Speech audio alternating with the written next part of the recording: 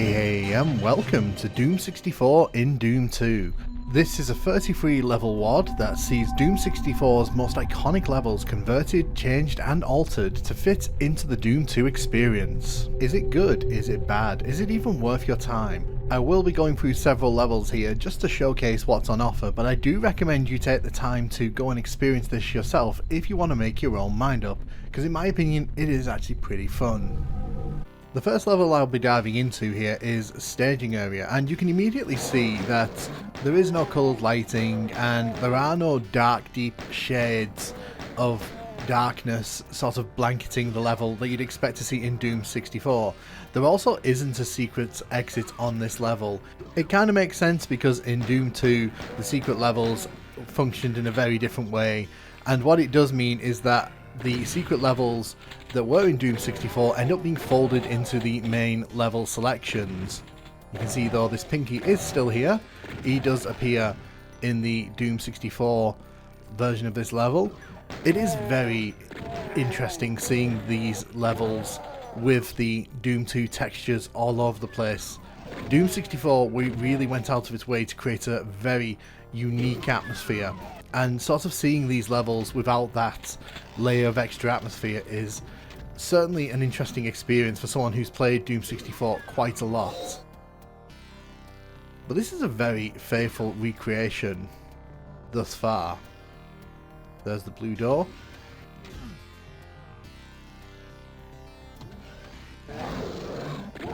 One thing they have added, they've added in those gates there, which those are not present in the original version of this level.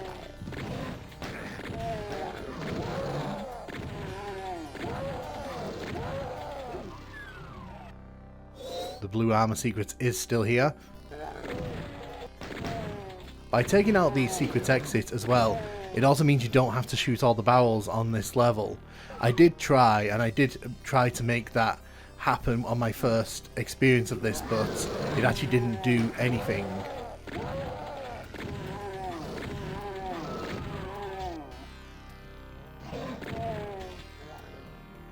One thing that's worth noting as well is that this level really does actually hold up, even without all of the Doom 64 isms. One thing I will say though is that Doom 64 has an infinitely better chainsaw. I love the double bladed chainsaw, and I just think it's more fun to look at, it's more fun to use, even if it isn't really that different.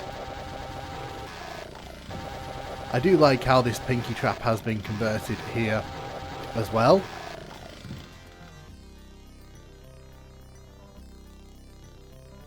Grab the health packs there. When we hit this switch, it will allow us to leave this area, and the area to the left at the bottom of the steps here will have opened up. You'll also see in this room sort of one of the first major instances where something that was not possible in the original Doom 2, they've sort of had to change the way that it works. So even though at a glance it looks very similar, functionally this room actually operates in a slightly different way. So as you can see, instead of the light in the center there sort of going around in a circle and the different sectors sort of shading and sort of brightening up, it's the whole room just sort of pulses up and down. There's the imp. Remember that a lot of these rooms are coloured very differently in the Doom 64 version of this, and so a lot of these rooms just look very different when you're seeing them like this. See, this secret is still indeed here.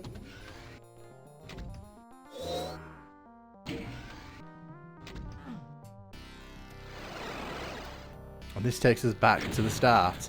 So this is where you would, in the original version, destroy that last barrel and then go into the hectic secret.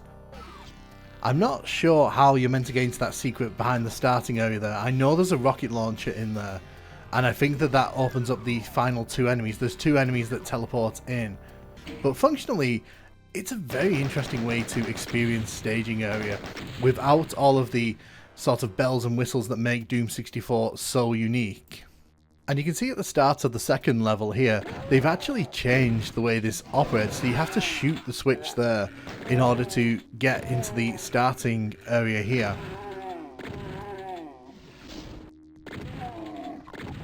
I haven't also mentioned up to now the background music. So the creators of this have very interestingly decided to not use the Doom 64 soundtrack or to attempt to recreate it. Instead, it's just using various MIDIs. His pinky trap is still here.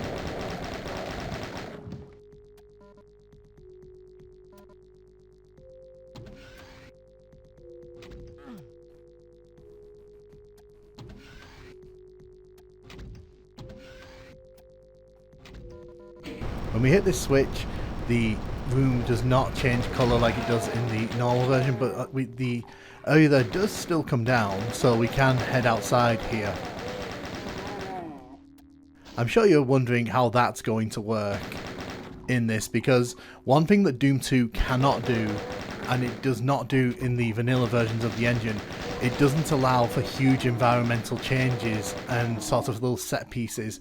Doom 64 has areas that completely change in front of the player, and that was one of the big sort of selling points for a lot of these levels.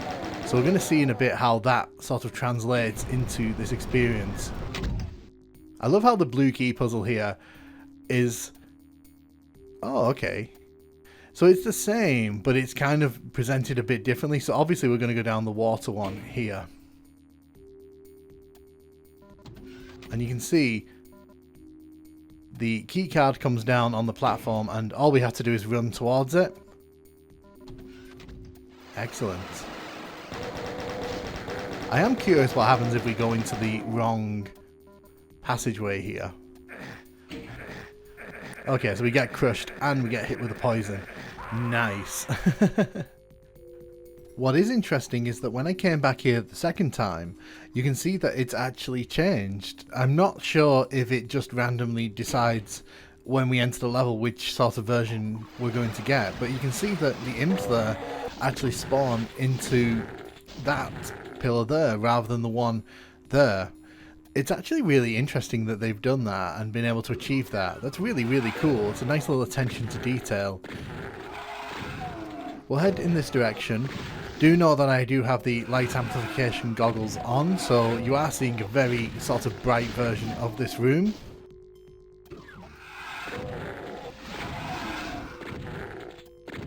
It does need to be said that the attention to detail in these levels, in just sort of creating the layouts and bringing them over, is really, really well done. And I do like how instead of just using the Doom 64 textures, which it would have been so easy to do, they've just decided to make creative choices to make it feel more like a Doom 2 set of levels, which is really, really interesting. It sort of puts a different spin on these levels and a different atmosphere. It makes them feel really close to classic Doom, which I really like.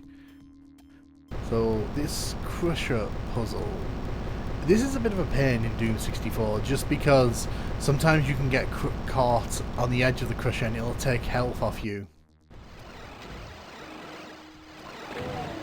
You can also see another creative difference there. We saw a chain gunner. Now, if you are not aware, in Doom 64, you don't actually get to encounter chain gunners in the wild. And in some of the late levels, you'll actually see revenants running around, which is pretty fun. It does mean that we can grab the chain gun here.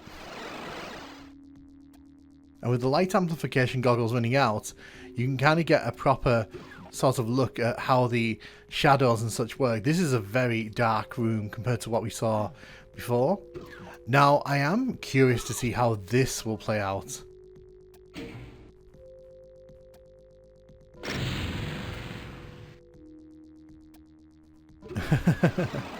Okay, so rather than doing it as sort of a repeated thing, because it kind of happens over several different sections, in this one it just kind of happens all at once, which is, it's a neat little workaround that works within the Doom 2 engine, so we can't really complain too much about that.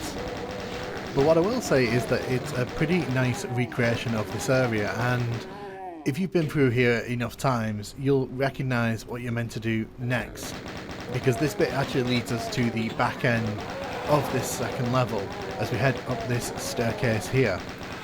We want to be heading up there. The yellow key in order to get that, we actually need to head into that direction. If you played this level as well, you'll know that there's a bit of a maze coming up here. There's a section with lots of platforms. You're definitely not in Doom 64 normal.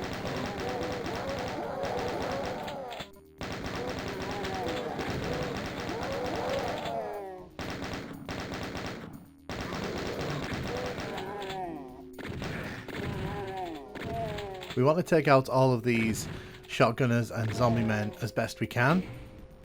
When we hit that switch, we can go into the teleporter here, and this takes us to that section we were talking about earlier on.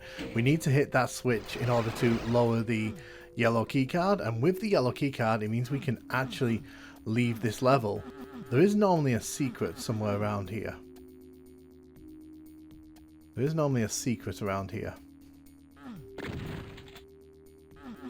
I have a feeling that the secret has been moved or altered slightly. Something to do with that rocket launcher and that switch there, but I'm not quite sure how we're meant to get up there.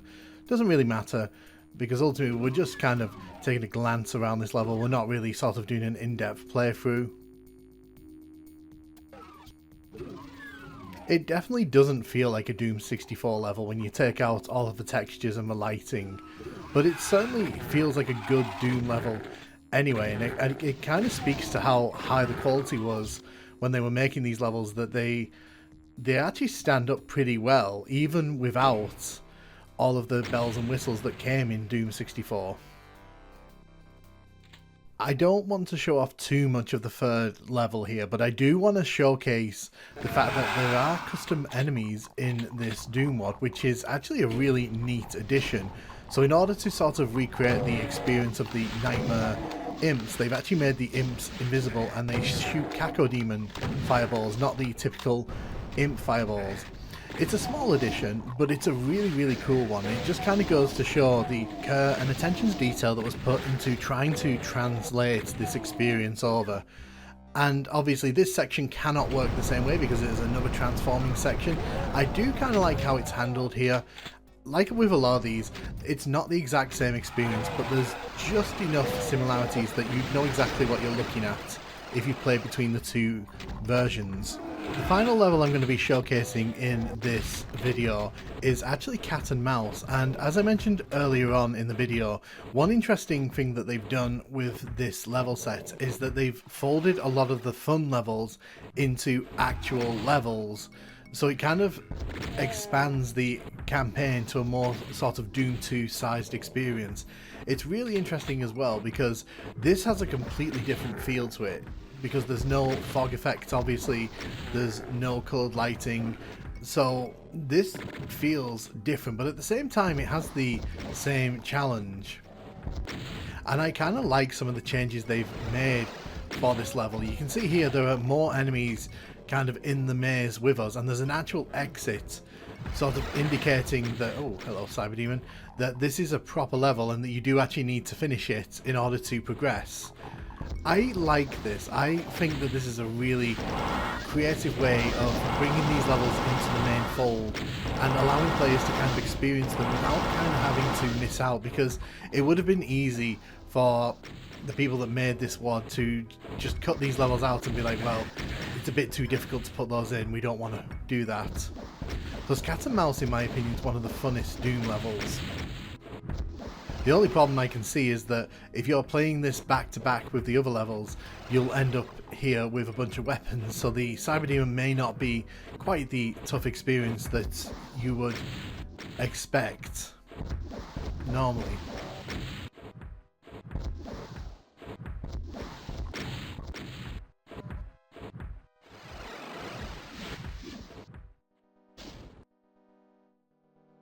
Just want to make sure that I don't accidentally get shredded by this Cyberdemon here. There are a ton more levels though that I could show off, and I did debate showing off a lot more levels in this video, but I want people to sort of explore this WOD for themselves. I think it's a really interesting novelty, and it's a very cool concept for a Doom 2 WOD, because a lot of these Doom 64 levels are very well designed and they do translate really well over to this experience.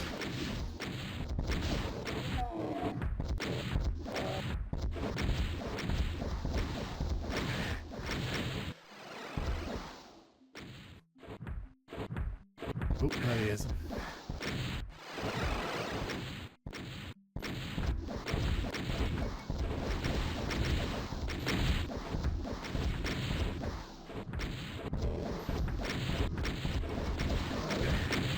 So here's an interesting part to this.